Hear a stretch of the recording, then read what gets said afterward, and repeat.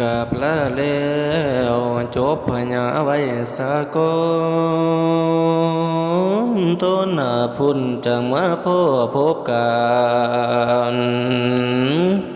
ผมเสียสาคนหาพญามาไว้อันเอาจากหันจากนี้มาให้ได้ฟังเป็นจังใดอันนี้สิมีดีอยู่ในบ่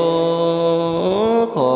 เถิดนักปราชญ์เจ้าแนะนำบ้างว่าในเดือนผมพญายังน้อยสิขอแก้ตัวใหม่คงสิได้พบพ่อหากบุญข่อยละอยู่ยังนัทพลนี่ละนามชื่อนนสิริวานันท์สกุลข่อยชื่อเอาเน่าหนห้องบ้านโน้นกลางแดนอยู่หากได้กายไปไกลทางใดโปรดได้เวในดูคงมีข้าวและน้ำพอสิให้อยู่กินผมขออวยพรให้จงอยู่สบายสุขโพยภัยสังกายามีมาไกลแม่นสิทำการสร้างหากินกายของสุขสืบสร้างเนาบ้านละอยู่เย็นอายุยืนยาวมันพันปีบ่มีขาดวาสนาพี่น้อ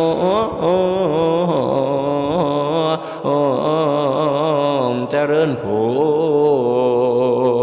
งคู่สู่คนนั้นเท่านั้น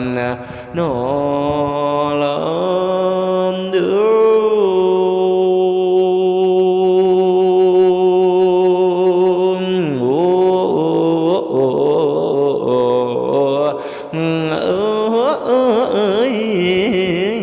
น้อยนา